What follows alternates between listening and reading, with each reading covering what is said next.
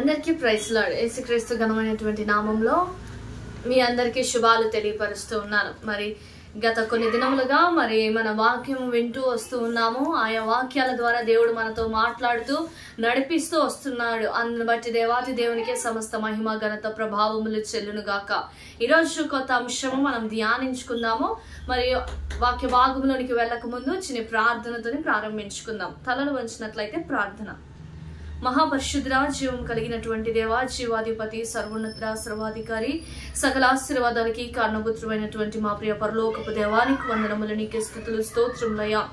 అయా దేవాని తెలిసే ప్రభా, ఇంతవరకు నడిపించావు అయా. ఈ దినమున ప్రభా దేవాని తెలిసే ప్రభా, శ్రేష్టమైనటువంటి సమయంలో ప్రభా అయా నువ్వు మాతో మాట్లాడండి, బలపరచండి, ధైర్యపరచండి దేవాని తెలిసే ప్రభ, స్థిరపరచమని అడుగుతూ ఉన్నాం ప్రభా. అయా దేవాని తెలిసే ప్రభ, దేవాని తెలిసే ప్రభ, నువ్వు మాతో మాట్లాడండి, బలపరచండి, కార్యములను వెల్లడిపరచండి ప్రభా. అయా దేవాని తెలిసే మొదటి నుంచి ఆఖరి వరకు రాజ్య దేవాని తెలిసే ప్రభా, నువ్వు ముందు నడిపించిన యొక్క కార్యము జరిగించమని యేసు పరిశుద్ధ నామములో అడిగి వేడుకుంటున్నాను తండ్రి, ఆమేన్ ఆమేన్. మరి దేవుని వాక్యాలు మనము ధ్యానించుకున్నట్లయితే మరి ఆయా వాక్యాల ద్వారా దేవుడు మనల్ని బలపరుస్తూ వస్తున్నాడు.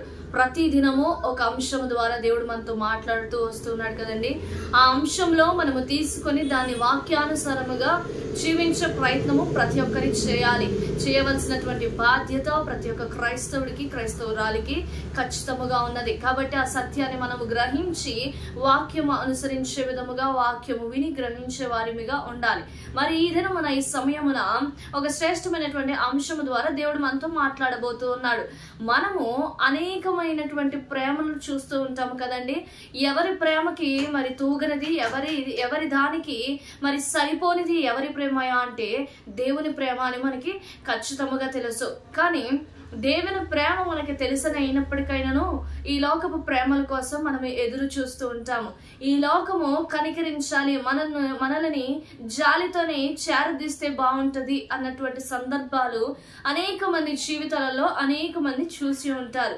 కానీ ఈ సమయమున మనం గ్రహించాల్సిన విషయం ఏంటయ్యా అంటే, దేవుని ప్రేమ మరియు కనికరము పొందేటువంటి ప్రార్థన మనకు ఉన్నదా లేదా అన్నటువంటి విషయము మనము గ్రహించాలి.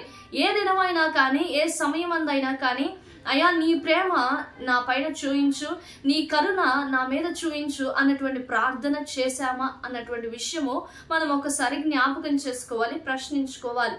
ఎందుకయ్యా అంటే ఈ మనుషులు ఈ సమాజంలో అనేకమైనటువంటి ప్రేమల కోసం పాకులాడేటువంటి వారు ఉన్నారు.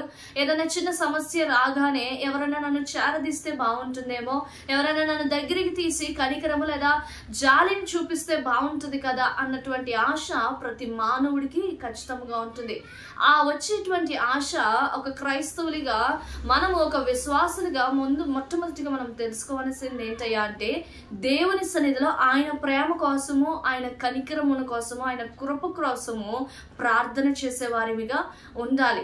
దేవుని సన్నిధిలో మొట్టమొదటి స్థానము దేవునికి మాత్రమే ఇవ్వాలి. ఈ మనుషులు తాత్కాలికంగా చూపిస్తూ ఉంటారు. ఈ మనుషులు మరి అనేకమైనటువంటి సందర్భాలలో దెప్పేస్తూ ఉంటారు. నీకు ఆ సహాయం చేశాను, ఈ సహాయం చేశాను, నువ్వు ఇటువంటి పరిస్థితిలో ఉన్నప్పుడు నీకు చెయ్యూతనిచ్చాను అని తిరిగి మరలా మనల్ని మరి మాట మళ్ళీ వెనక్కి అనవచ్చేమో. కానీ మన నిజమైనటువంటి దేవుడు ఆయన చూపించేటువంటి ప్రేమ, కనికరమును, కృపను తిరిగి మరలా మనల్ని అడిగేటువంటి దేవుడు కాదు. ఆ సత్యాన్ని గ్రహించి మనము మన అనుదిన ప్రార్థనలో ఏం జ్ఞాపకం చేసుకోవాలయ్యా అంటే, అయ్యా నీ ప్రేమ, నీ కరుణ, నీ కృపను నా మీద ఎల్లప్పుడూ ఉంచనని ఒక చిన్న ప్రార్థన చేసుకోవాలి. ఆ ప్రార్థన మనం ప్రార్థించినట్లయితే ఖచ్చితంగా మనము ఆయన కృపను, ఆయన ప్రేమను నిత్యము మన మీద ఉండడానికి గొప్ప అవకాశము ఉంటుంది. కొలస్సీలకు రాసిన పత్రిక 3వ అధ్యాయము 12వ వచనములో చూసినట్లయితే, దేవుడి చేత ఏర్పరచబడిన వారును పరిశుద్ధులను ప్రియులైన వారికి తగినట్లు మీరు జాలిగల మనస్సును, దయాలుత్వమును, వినయమును, సాత్వికమును, దీర్ఘశాంతమును ధరించుకొనుడి. హల్లెలూయా.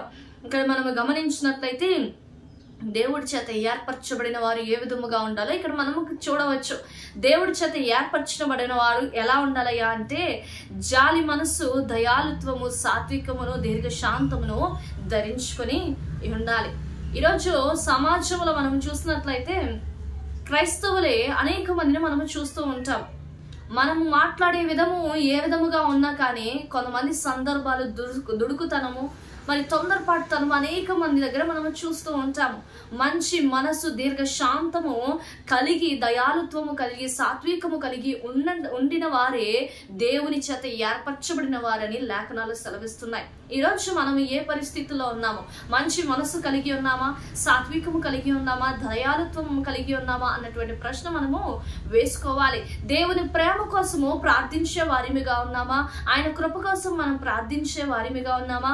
ఆయన ఏర్పాట్లో మనము ఉన్నామా లేదా అన్నటువంటి ప్రశ్న మనము వేసుకోవాలి. ప్రేమ దేవుని బిడ్డలారా, దేవుని సన్నిధిలో మనము అడిగేటప్పుడు ఏదైనా ఖచ్చితముగా అడగమంటున్నాడు. ఖచ్చితముగా అడిగినప్పుడు దేవుడు అది మనకు ఖచ్చితంగా అనుగ్రహించేటువంటి దేవుడై ఉన్నాడు. ఈరోజు మనము దేవుని ఏ విధముగా అడుగుతూ ఉన్నాం అన్నటువంటిది కూడా ఒకసారి గ్రహించుకోవాలి. అదే విధముగా మనము చూసినట్లయితే బైబిల్లో రాజులకు రాజు ప్రేమించేటువంటి వ్యక్తి ఎవరున్నారయ్యా అంటే కేవలము మనము నమ్ముచినటువంటి దేవుడు మాత్రమే, యేసు ప్రభువు మాత్రమే మనల్ని ప్రేమించేటువంటి దేవుడై ఉన్నాడు. ఈ లోకంలో ఎవరు ప్రేమించినా ప్రేమించకపోయినా, దగ్గరికి తీయకపోయినా దేవుడు ప్రేమించేటువంటి దేవుడై ఉన్నాడు, చేరదీసేటువంటి దేవుడై ఉన్నాడు. Who is the king of the love in the Bible అన్నట్లు మనం చూసినట్లయితే Jesus is the king of the love అన్నటువంటి విషయాన్ని మనము తెలుసుకోవాలి. ప్రేమ దేవుని బిడ్డలారా, దేవుని సన్నిధి దగ్గరికి వచ్చి నన్ను ప్రేమించట్లేదు, ఎవరు మనుషులు నన్ను ప్రేమించట్లేదు అన్నటువంటి ప్రార్థన కాదు. ఈ దినము నుంచి, ఈ సమయం నుంచి నువ్వేం ప్రార్థించాలయ్యా అంటే, నీవు నన్ను ప్రేమించయ్యా, నీవు నన్ను హత్తుకో, నీవు నన్ను చేరది, నీ కృప నా మీద చూపించు అన్నటువంటి ప్రార్థన మనము చేయాలి. చేసినట్లయితే ఖచ్చితంగా రాజులకు రాజు మరి ఆయన మనల్ని ప్రేమించడానికి సిద్ధముగా ఉన్నాడు. ఆ ప్రార్థన మనము చేసేటువంటి వారిగా ఉండాలి. ఇక్కడ మనము చూసినట్లయితే బైబిల్ గ్రంథంలో మరి ప్రేమ కనికరమును పొందినటువంటి వారు కొంతమంది ఉన్నారు. దేవుని మీద ఆధారపడి మనుషుల కనికరము పొందిన వారు ఉన్నారు. దేవుని మీద ఆధారపడి వారి ప్రేమ, దేవుని ప్రేమ ఇతరులకు పంచేవారు ఉన్నారు. ఆ ప్రేమ కనికరము పొందిన వారిలో కొంతమందిని మనము చూసినట్లయితే మరి ఎస్తేరు గారి జీవితము అందరికీ సుపరిచితమే. ఎస్తేరు గారి జీవితము మరి అందరికీ తెలిసిన విషయమే. ఏ విధముగా అయితే మరి అక్కడ ఎస్తేరు గ్రంథము 2వ అధ్యాయము 17వ వచనములో మనం చూసినట్లయితే స్త్రీలందరికంటే రాజు ఎవరిని ఇష్టపడ్డారయ్యా అంటే ఎస్తేరుని ఇష్టపడ్డాడు. ఎస్తేరుని ఇష్టపడినప్పుడు ఎస్తేరుని మరి చేర్చుకుంటాడు. చేర్చుకున్న తర్వాత కొన్ని దినములైన తర్వాత అక్కడ మనకు కనిపిస్తూ ఉంటుంది. ఎవరయ్యా అంటే హామాను అన్నటువంటి మనిషి కనిపిస్తూ ఉంటారు. మరి అక్కడ మనం చూసినట్లయితే ఎస్తేరు మరి మొర్దెకై దగ్గర పెరిగినటువంటి విషయం తెలిసిన విషయమే.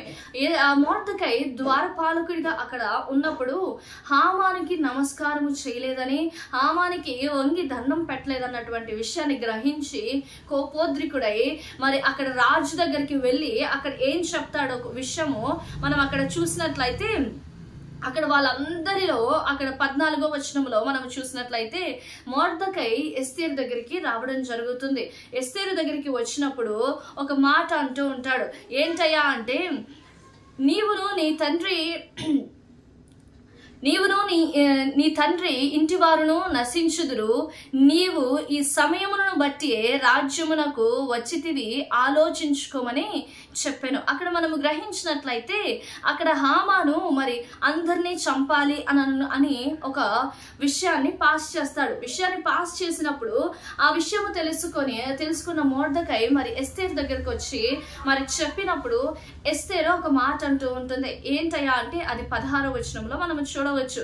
నీవు పోయి అక్కడ కనబడిన యూదులందరినీ సమాజ మందిరంలోనికి సమకూర్చి నా నిమిత్తము ఉపవాసము నుండి 3 దినములు అన్నపానములను చేయకుండా నేనును నా పనికత్తెలు కూడా ఉపవాసం ఉందుము. ఇక్కడ మనం చూసినట్లయితే ఈ 16వ వచనములో ఆ ముందు పై వచనాలలో మరి హామాను మరి యూదులందరినీ మరి చంపివేయాలన్నటువంటి ఆలోచన కలిగి, మరి ఆ మొర్దెకైని కూడా చంపివేయాలన్న ఆలోచన కలిగి మరి అది ఆ రాజుని వద్ద పర్మిషన్ తీసుకొని అది గ్రాంటెడ్ గా వచ్చినప్పుడు, ఆ గ్రాంటెడ్ గా వచ్చిన విషయాన్ని మొర్దెకై తెలుసుకొని ఎస్తేరుకి మరి ప్రస్తావిస్తారు. అయ్యా, మన వంశస్థులు అందరూ చనిపోతారు, మనము చనిపోతాము, మరి నువ్వు దేని నిమిత్తం అయితే ఎవరిని బట్టి అయితే నువ్వు ఇక్కడ రానివయ్యావో దాని ఇనిషియేటివ్ తీసుకొని you come forward to solve this problem అని మరి మొర్దెకై ఎస్తేరుకి చెప్పడం జరుగుతుంది. ఎస్తేరుకి చెప్పినప్పుడు అక్కడ ఎస్తేరు గొప్ప విషయము మరి చక్కటి మాట అనడం జరుగుతుంది. ఏంటయ్యా అంటే, నీవు వెళ్ళి మరి అక్కడ కనబడిన వారందరినీ ఉపవాసం ఉండినట్లుగా ఉపవాసం ఉండి 3 దినములు ఉపవాసం ఉండి ప్రార్థన చెయ్యండి అన్నటువంటి విషయము చెప్పినప్పుడు అదే విధముగా మరి ఆ 3 దినములు తన పనివారును మరి మొర్దెకై అటువారును మరి అందరూ ఉపవాసము ఉంటారు. రాజు దగ్గరికి వెళ్ళి మరి ఆయన పర్మిషన్ లేకుండా, ఆయన ఆజ్ఞాపన లేకుండా వెళ్ళి డైరెక్ట్ గా మాట్లాడడానికి అవకాశము లేదు. అవకాశము లేనప్పటికైనాను దేవుని మీద భారము వేసి ఉపవాసం ఉండి ప్రార్థన చేసి రాజు దగ్గరికి వెళ్ళడానికి సిద్ధపడుతూ ఉంటుంది. సిద్ధపడుతున్న ఈ క్రమములో మరి అందరూ ఉపవాసం ఉండి, పనివారును, ఇంటివారును, చెలికత్తెలను అందరూ ఉపవాసం ఉండి దేవుని సన్నిధిలో ప్రార్థన చేస్తూ ఉన్నాడు. ఇంతవరకు మనము చూసినట్లయితే ఎస్తేరు నుంచి మనం ఏం నేర్చుకుంటున్నామయ్యా అంటే, ఆయన కనికరము రాజు దగ్గరికి వెళ్ళడానికి ధైర్యము కావాలి. ఆ రాజు దగ్గరికి వెళ్ళిన తర్వాత మాట్లాడినప్పుడు అంగీకరించేటువంటి హృదయము, రాజుకి కలిగేటువంటి ప్రార్థన అక్కడ వారందరూ చేస్తూ ఉన్నారు. కాబట్టి ఇక్కడ మనం గ్రహించాల్సిన విషయం ఏంటి అనయ్యా అంటే, మనకి ఎటువంటి సమయము ఎటువంటి సమస్యలు వచ్చినా కానీ, ఒక స్త్రీ అయినా ఏ గొప్ప విషయమైనా కానీ దేంతోనైనా పోరాడేటువంటి శక్తి ప్రతి ఒక్కరికి ఉంటుంది అన్నటువంటి సత్యం మనము గ్రహించాలి. ఒక మనిషి దగ్గరికి వెళ్ళి, ఒక పురుషుడి దగ్గరికి వెళ్ళి మరి అడగాలి అని చెయ్యాలి అని సాహసించడము గొప్ప విషయము. కానీ ఆ స్త్రీ ఏం చేసిందండి, మొట్టమొదటిగా దేవుని మీద ఆధారపడింది. మొర్దెకైకి చెప్పలేదు, అయ్యా నాతోనే అవ్వదు, నా వల్ల ఏమి మరి కుదురుబాటు కాదు, నాతో ఏమి సరిచేయడం నాతో అవ్వదు అని చెప్పలేదు. కానీ దేవుని సన్నిధిలో ప్రార్థన చేద్దాం, 3 దినములు మీరును ఉండండి నేను ఉంటాను అన్నటువంటి సాహసము నేను చేస్తాను, దేవుని మీద ఆధారపడి నేను మొదటి మెట్టు వేస్తాను అన్నటువంటి విషయాన్ని అక్కడ తెలియపరచడం జరిగింది. ఈనాటి కాలి దినాలలో మరి స్త్రీలు కూడా అనేకమైనటువంటి పోరాటాలు గుండా వెళుతూ ఉన్నారు. అనేకమైనటువంటి సమస్యలు, అనేకమైనటువంటి నిందల అవమానాలు గుండా వెళ్తున్నటువంటి వారు అనేకులు ఉన్నారు. నీ నిందలు అవమానాలు ఖ్యాతిగా మార్చబడాలి, ఒక గొప్ప విషయముగా సాక్ష్యముగా మార్చబడాలి అని అంటే దేవుని మీద ఆధారపడడం మనము నేర్చుకోవాలి. ఒక స్త్రీ ఉపవాసం ఉండి ప్రార్థన చేసినప్పుడు, తన కోసము తన కుటుంబం వారి కోసము ప్రార్థన చేసినప్పుడు దేవుడు ఖచ్చితంగా మేలు చేస్తాడు అన్నటువంటి సత్యము మనము మర్చిపోకూడదు. ఇక్కడ మనము చూసినట్లయితే అక్కడ మరి ఎస్తేరు ప్రార్థించడం జరుగుతుంది. అదే విధముగా కింద వచనాలలో మనము చూసినట్లయితే అదే విధముగా అక్కడ 5వ అధ్యాయము 2వ వచనము, రాణి అయిన ఎస్తేరు ఆవరణములో నిలబడి ఉండుట రాజు చూడగా ఆమె యందు అతనికి దయ పుట్టెను. హల్లెలూయా. అక్కడ మనము స్పష్టంగా చూడవచ్చు ఏంటంట, రాజుకి ఏం కలిగింది, దయ పుట్టింది. ఎందుకయ్యా అంటే దేవుని సన్నిధిలో ప్రార్థన చేసింది, రెండవదిగా అతని దగ్గరికి వెళ్ళడము జరిగింది. ఇక్కడ ప్రథమ స్థానము, మొదటి స్థానము ఇక్కడ దేవుడికి ఇవ్వబడింది. దేవునికి ప్రథమ స్థానం ఇచ్చినప్పుడు ఎటువంటి మేలు, ఎటువంటి కృప లేదా ఎటువంటి సందర్భాలైనా మనకి అనుకూలముగా మార్చబడతాయి అన్నటువంటి సత్యము ఇక్కడ ఈ ఎస్తేరును చూసినట్లయితే, ఆవిడ గురించి తెలుసుకున్నట్లయితే మనకు అన్ని కనపరచబడుతుంటాయి. మరి అక్కడ దయను ఎవరి దయ పొందుకుందయ్యా అంటే, రాజు దగ్గరికి ఆ రాజు చూడగానే ఆమె యందు అతడికి దయ పుట్టింది. ఆ రాజు కోపోద్రికుడై ఏదైనా అనవచ్చు. ఆ కోపంలో ఏదైనా ఒకవేళ ఏదైనా ఏదో ఒకటి పాస్ చేస్తుంటే ఏం జరిగేదో చెప్పలేము. కానీ రాజుకు దయ పుట్టించే విధముగా దేవుని సన్నిధిలో ఎస్తేరు ప్రార్థించింది. ఆ దయను కలిగించే విధముగా ఆ రాజు హృదయము మార్చబడింది. అది కేవలము దేవునికి మాత్రమే సాధ్యపడింది. హల్లెలూయా. ఇక్కడ మనము చూసినట్లయితే మరి ఎస్తేరు అక్కడ మనం ముందు కొనసాగినట్లయితే ఎస్తేరు రాజు దగ్గరికి వెళ్ళి అయా విందుకు రావాలి, నువ్వును హామానును విందుకు రావాలి అన్నటువంటి విషయము తెలియపరుస్తుంది. ఒక ఇన్విటేషన్ ఇస్తుంది. ఖచ్చితంగా వస్తాను, నీకేం కావాలి, నా ఆస్తిలో సగభాగము కావాలా, బంగారం కావాలా, నీకేం కావాలో అడుగు అన్నటువంటి విషయం అక్కడ రాజు అడుగుతాడు. మీరు నాకు ఏమొద్దయా, మీరు డిన్నర్కి రావాలి, మీరు విందుకు రావాలి అని ఆహ్వానించినప్పుడు ఇద్దరిని హామానును మరి రాజును ఆహ్వానించినప్పుడు వారు వస్తాము అనడం జరుగుతుంది. అప్పుడు హామాను సంతోషము ఆనందభరితుడైపోతూ ఉంటాడు. ఆనందభరితుడైపోయి మరి తన ఇంటి వారికి తన బంధుమిత్రులందరికీ చెప్తూ ఉంటాడు, రాణి నన్ను కూడా విందుకి రాజుతో పాటు ఆహ్వానించింది అన్నటువంటి విషయం అందరికీ చెప్తూ ఉంటాడు. మరి నా మాటలు ముందుకు తీసుకువెళ్తూ ఉంటాను. మరి అదే విధముగా రాజు దగ్గరికి మరి విందు దినము రానే వచ్చింది. విందు కోసము హామాను రాజు రానే వచ్చారు.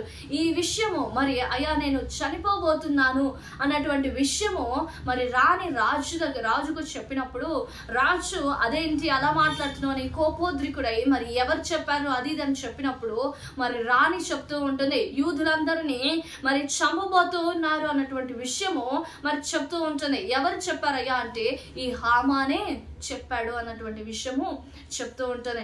ఆ చెప్పినప్పుడు రాజు కోపోద్రికుడై మరి మరణదండన విధించడం జరుగుతూ ఉంటుంది.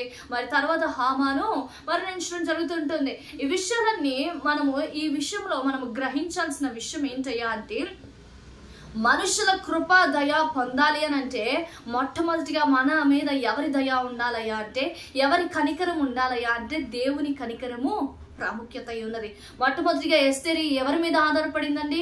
ఎవరి కనికరము ఎవరి కృప కొరకు కనిపెట్టింది? దేవుని కృప కొరకు కనిపెట్టింది. రాజుని కృపను పొందే విధముగా దేవుడు రాజు హృదయాన్ని మార్చాడు.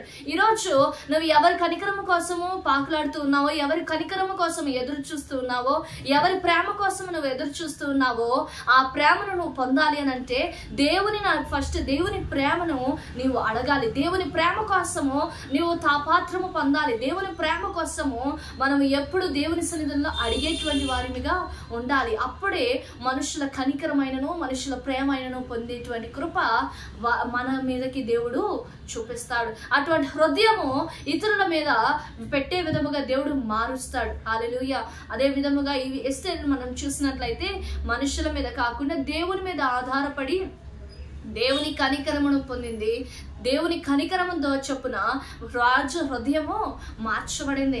అదే విధముగా మనము రెండో విషయం చూసినట్లయితే రిస్పా అనేటువంటి స్త్రీని ఇక్కడ మనం చూసినట్లయితే సౌలు రాజుకి ఉపపత్నిగా ఉన్నది. మరి ఆనాటి కాలంలో రాజులు మరి రాణులు ఉన్నా కానీ అనేక మంది ఉపపత్నులు కూడా ఉంటారు అన్నటువంటి విషయం మనము చూడవచ్చు. ఏంటయ్యా అంటే మరి సౌలు ఉపపత్నిగా ఉన్నటువంటి ఈ రెస్పా అనేటువంటి జీవితము కొంచెం ఆటుపోట్లుగా, ఎందుకంటే రాణిగా పిలువబడేది వేరు, మరి ఉపపత్నిగా పిలువబడేటువంటిది వేరు. రెండింటికి చాలా వ్యత్యాసం ఉంటుంది కదండి. ఆ రీతిగా కొనసాగుతున్నటువంటి రెస్పా జీవితము అదే విధముగా మరి ఇంకా ముందు మనము చూసినట్లయితే మరి రాజు మరి రాణికి కలిగినటువంటి 5 కుమారులు, మరి రిస్పాకి రాజుకి కలిగినటువంటి 2 కుమారులు, మొత్తము 7 కుమారులు ఇక్కడ ఉంటారనమాట. దీనికి ముందు ఏం జరిగిందయ్యా అంటే మరి రిస్పా మరి దానికి సౌలు రాజు మరి ఆ గిబియోనీలు 22 సమూయేలు 21 అధ్యాయము మరి 1వ వచనము చివరి లైన్ మనము చూసినట్లయితే, సౌలు గిబియోనీలను హతము చేసిన గనుక అతనిని బట్టి నరహంతకులు అగు అతని ఇంటి వారిని బట్టి శిక్షగా ఈ కరువు కలిగెను. హల్లెలూయా. ఎందుకయ్యా అంటే ఆ గ్రామములో మరి కరువు రావడము జరుగుతూ ఉంటుంది. ఆ కరువు వచ్చిన తర్వాత ఎందుకు కరువు వచ్చింది, బహు భయంకరమైనటువంటి కరువు ఎందుకు వచ్చిందయ్యా అని ఆలోచన చేస్తే సౌలు మరి గిబియోనీలను మరి హతము చేసినందును బట్టి, అంటే సౌలు చేసినటువంటి దానిని బట్టి మరి ఆ కరువు రావడము జరుగుతూ ఉంటుంది. మరి ఆ తర్వాత రాజైన దావీదు మరి వారిని అయా మీకు ఏం కావాలి, దానికి నిమిత్తం సమాధానము, పరిష్కారము లేదా పరిహారము మీకేం కావాలి అన్నటువంటి విషయం అడిగినప్పుడు మరి వారంటారు సౌలు కుమారులు 7 కుమారులు మరి ఉరి వేయబడాలి అన్నటువంటి విషయము కూడా అక్కడ తెలియపరుస్తూ ఉంటారు. అక్కడ ఉరివేయబడాలి అని తెలియపరచబడినప్పుడు ఇంకెవరున్నారు, మరి ఉపపత్ని అయినటువంటి మరి రెస్పా కుమారులు 2, మరి రాణి రాజుకి కలిగినటువంటి 5 కుమారులు. ఈ 7 కుమారుల్ని ఉరివేయాలి అన్నటువంటి విషయం అక్కడ వెల్లడిపరుస్తూ ఉంటారు. రాజు కూడా దానికి సరే అని చెప్పి ముందుకు కొనసాగడం జరుగుతూ ఉంటుంది అన్నమాట. దాని తర్వాత వారు ఉరివేయబడడానికి మరి సన్నాహాలు సిద్ధపరుస్తూ ఉంటారు, సన్నాహాలు జరుగుతూ ఉంటాయి. ఆ విషయము తెలుసుకొని మరి రిస్పా మరి దానికి అడ్డుకునేటువంటి శక్తి కానీ అటువంటి సామర్థ్యము కానీ ఏమీ లేదు. ఎందుకంటే ఒక ఉపపత్నిగా ఎంచబడింది, తర్వాత ఎన్నో ఆటుపోట్లు, తర్వాత ఎన్నో నిందలు అవమానాలు పొంది ఉంటుంది కదా. ఒక మనిషి ద్వారా, ఒక వ్యక్తి ద్వారా కూడా అనేకమైనటువంటి మరి శోధనలు ఎదుర్కొన్నట్టు కూడా మనం ఆ గ్రంథంలో చూడవచ్చు. ఆ గ్రంథంలో మనము చూసినట్లయితే అనేకమైనటువంటి నిందలు, శోధనలు అనుభవించినటువంటి మరి ఈ రిస్పా అనేటువంటి వ్యక్తి మనకి కనబడుతూ ఉంటుంది. తర్వాత ఇలా కొనసాగుతున్నటువంటి తన జీవితము చివరికి తన కుమారులు ఉరివేయబడాలి అంటే తన నుండి దూరం అయిపోతూ ఉన్నారు అన్నటువంటి విషయము తెలిసినప్పుడు ఎంతో దుఃఖించి ఉంటుంది, ఎంతో మరి దిగులు పడి ఉంటుంది, దిగులు చెంది ఉంటుంది. అటువంటి క్రమంలో ఏమి చేయలేనటువంటి పరిస్థితి. ఉరివేయబడ్డారు, ఒక కొండ మీదకి తీసుకువెళ్ళి ఉరివేయబడము జరిగిపోతూ ఉంటుంది. అయితే ఈ రిస్పా ఏం చేసింది, ఈమె జీవితంలో నుంచి, ఈవిడ జీవితంలో నుంచి మనం ఏమి తెలుసుకోవాలయ్యా అంటే తిని చేసినటువంటి గొప్ప పని ఏంటయ్యా అంటే తన కుమారులు మరి కొండ మీద ఉరివేయబడినప్పుడు, ఆనాటి కాలి దినాలలో ఉరివేసినప్పుడు మరి కొత్త కాల దినమున జరిగినది. ఆ దినము మొదలుకొని వర్షము పడేంత వరకు వారిని సమాధి కార్యక్రమము చేయబడరు. సమాధి కార్యక్రమము అవ్వదు, వర్షము పడితేనే సమాధి కార్యక్రమం అనేది చేయబడుతూ ఉంటుంది. ఆ విషయము తెలిసినటువంటి రిస్పా ఏం చేసిందయ్యా అంటే అదే 2 సమూయేలు 21వ అధ్యాయము మరి 10వ వచనము చూసినట్లయితే రిస్పా గోనెపట్టు తీసుకొని కొండపైన పరుచుకొని కోతకాల ఆరంభము మొదలుకొని ఆకాశము నుండి వర్షము ఆ కలయబరముల మీద కురియు వరకు అచ్చటనే ఉండి పగలు వర్షమున ఆకాశ పక్షులు వాటి మీద వాలకుండునట్లు రాత్రి అడవి మృగములు దగ్గరకు రాకుండునట్లు వాటిని కాచు చుండగా. హల్లెలూయా. ఇక్కడ మనం చూసినట్లయితే రిస్పా ఏం చేసింది, వారు మరణించారు అని కొద్దిసేపు ఏడ్చి తన దారి తను చూసుకోలేదండి. కానీ కోతకాలము మొదలుకొని ఆ వర్షము పడేంత వరకు ఆ కొండ మీద ఏం చేసిందయ్యా, గోనె పట్ట పరుచుకొని అక్కడ ఆకాశ పక్షుల నుండి, అడవి మృగాల నుండి కాపాడుకున్నట్లు మనము చూస్తూ ఉంటాము. ఒక అడవిలో ఒక స్త్రీగా అక్కడ ఉండాలి అని అంటే చాలా కష్టతరమైనటువంటి పని. అది చాలా కష్టతరమైనటువంటి పరిస్థితులు అవి. ఎవరు ఎప్పుడు వస్తారో తెలియదు, ఏ మృగం వస్తుందో తెలియదు. ఆ పగలు అంటే ఆకాశ పక్షుల నుండి మరి ఉండవచ్చు, కానీ ఆ రాత్రికాల సమయం అందు ఒక స్త్రీగా అక్కడ ఉండాలి అని అంటే బహు వేదనకరమైనటువంటి పరిస్థితి, బహు భయంకరమైనటువంటి పరిస్థితి అది. అయినప్పటికైనాను అక్కడ రిస్పా గోనె పట్టు ధరించుకొని ఆ అడవి మృగముల నుండి, ఆ ఆకాశ పక్షుల నుండి తన కుమారులను కాపాడుకుంటూ ఆ చక్కటి సమాధి జరగబడే విధముగా మరి తను ఏర్పాటు చేసుకుంటూ ఉంటుంది అన్నమాట. ఇక్కడ మనం తెలుసుకోవాల్సిన విషయం ఏంటయ్యా అంటే ఒక సమస్యలు రాగానే, ఒకవేళ తన జీవితంలో అనేకమైనటువంటి సమస్యలు చూసింది, అనేకమైనటువంటి నిందలు, వ్యర్థమైనటువంటి జీవితం లాగా ఈ అంచబడి ఉండవచ్చేమో, కానీ తను చనిపోయినటువంటి కుమారుల కోసం తన పోరాటము చేసింది. బ్రతికి ఉన్నప్పుడు ఏమి చేసినా చేయకపోయినా చనిపోయిన తర్వాత అయినా చక్కటి సమాధి కార్యక్రమం జరగబడాలి అన్నటువంటి విషయం మీద తను పోరాడింది. ఈరోజు మనం తెలుసుకోవాల్సిన విషయం ఏంటంటే దేవుని మరి ఆ బ్రతికి ఉన్నటువంటి మన బిడ్డల కోసమే కానీ, లేదా నీ కుటుంబం కోసమే కానీ, నీ తోబుట్టుల కోసమే కానీ, నీ కుమారుల కుమార్తెల విషయమే కానీ నీవు పోరాడే విధముగా ఉండాలి. చనిపోయిన తర్వాత మరి రిస్పా పోరాడింది. బ్రతికి ఉన్నప్పుడు నీ తోటి వారి కోసము, నీ బిడ్డల కోసం ఏ విధముగా పోరాడుతూ ఉన్నావు? చనిపోయిన తర్వాత ఏమి చేసినా చేయకపోయినా బ్రతికి ఉన్నప్పుడు సరి చేసుకుంటే చక్కటి సమాధి కార్యక్రమము జరగబడే విధముగా ఉంటుంది. రిస్పా చేసినటువంటి పని ఏ విధముగా ఉన్నదయ్యా అంటే రాజు హృదయము కదిలించబడే విధముగా ఉన్నది. రిస్పా కొండ మీద ప్రార్థించింది. కొండ మీదకి వెళ్ళి అన్ని మరి ఏవి రాకుండా ఆ కొండ మీద సురక్షితంగా తన కుమారుల కలేబరాలని కాపాడుకుంటోంది. కొండ అనగా మరి కొండలు తట్టు నా కనులు ఎత్తుచున్నాను, నాకు సహాయం ఎక్కడి నుండి వచ్చును అని అంటున్నాడు కదా. మరి ఆ కొండల మీద తట్టు నా కనులు ఎత్తుచున్నానయ్యా అంటే మరి ఈ రోజు నీ కనులు ఎవరి వైపు తిరుగుతూ ఉన్నాయి? ఈ రోజు మన కనులు మరి ఎవరి వైపు ఉన్నాయి? అక్కడ రిస్పా వెళ్ళి రాజు దగ్గరికి వెళ్ళి, అయ్యా వర్షం పడేదాకెందుకు, నా కొడుకుల్ని సమాధి చేసేయండి అని మనుషుల దగ్గరికి వెళ్ళి అడగలేదు. తను పోరాడింది, తనకి చేసిన తనకి తగినటువంటి మరి పని తను చేసి తను అక్కడ పోరాడినట్లు మనము చూస్తూ ఉంటాము. ఈరోజు నీవు నేను కూడా మన కోసము, మన కుటుంబం కోసము, మన బిడ్డల కోసము ఆయన సన్నిధిలో పోరాడే విధముగా ఉండాలి. యేసు అనే కొండ మీద మనం ఆధారపడాలి. యేసు అనే బండ మీద మనము ఆధారపడాలి. అక్కడ గోనె పట్ట పరుచుకొని అన్నటువంటి విషయం కూడా మనం అక్కడ చూడవచ్చు. అక్కడ గోనె పట్ట అనగా దీన మనస్సు కలిగి ఉన్నట్లు. దీన మనస్సు కూడా దేవుడు మన మనస్సును కూడా పరిశీలన చేస్తూ ఉంటాడు. మనము ఏ విధముగా ప్రార్థన చేస్తున్నాము, మనసు ఇక్కడ లేకుండా ఎక్కడెక్కడో ఆలోచించి ప్రార్థిస్తూ ఉంటారు కొంతమంది. కానీ మన మనస్సులను దేవుడి తట్టు మాత్రమే తిరిగి ప్రార్థించే వారిగా ఉండాలి. ఇక్కడ మరి ప్రాముఖ్యముగా మరి రిస్పా జీవితంలో నుంచి మనం ఏం నేర్చుకోవాలి అంటే ఆయన తన కుమారులు చనిపోయిన కుమారుల కోసము తను ఏ విధముగా అయితే పోరాడిందో బ్రతికి ఉన్నటువంటి మన కుమారుల కోసము, కుమార్తెల కుటుంబం కోసము దేవుని సన్నిధానంలో అదే విధముగా పోరాడాలి. పట్టు వదలలేదు. ఎన్నో దెబ్బలు తాకి ఉండొచ్చు రిస్పాకి, ఎన్నో శోధనల అడవిలో పడి ఉండవచ్చు, కానీ పట్టు వదలకుండా అదే విధముగా వర్షాకాలము పడేంత వరకు కొన్ని నెలల పాటు, ఒక 5-6 నెలల పాటు తను అక్కడ అడవిలో జీవించినట్లు కూడా మనము తెలుసుకోవచ్చు. అక్కడ జీవించి శ్రమలు పొంది తన కుమారులు సమాధి చేయబడేంత వరకు తను పోరాడింది. రాజు హృదయము కదల్చబడింది తన పోరాటము చూసి. మరి రాజు హృదయము కదల్చబడి చక్కటి సమాధి కార్యక్రమం జరిగే విధముగా రిస్పా పోరాటము జయప్రదముగా జరిగినట్లు మనము చూడవచ్చు. అదే విధముగా ఈరోజు జీవిస్తున్నటువంటి నీవు నేను మన పోరాటము ఏ విధముగా ఉన్నది? దేవుని సన్నిధిలో పోరాటం ఉండాలి. కానీ ఈ లోకపు మనుషులతోని పోరాడితే ఒకానొక దినమున ఓటమి పాలే అవ్వవచ్చేమో. కానీ దేవుని సన్నిధానములో ప్రార్థనతోని పోరాడినట్లయితే ఖచ్చితంగా జయము మనము చూస్తూ ఉంటాం. అనేక మంది స్త్రీలు కొంచెం పని చేయంగానే, ఏదైనా కొంచెం చేయంగానే నా వల్ల కాదేమో అన్నటువంటి వెనకడుగు వేస్తూ ఉంటారు. కృంగుదలకి లోనవుతూ ఉంటారు. అటువంటి కృంగుదలకి లోనవ్వాల్సిన అవసరము లేదండి. దేవుని కొండ అనే దేవుని మీద ఆధారపడండి.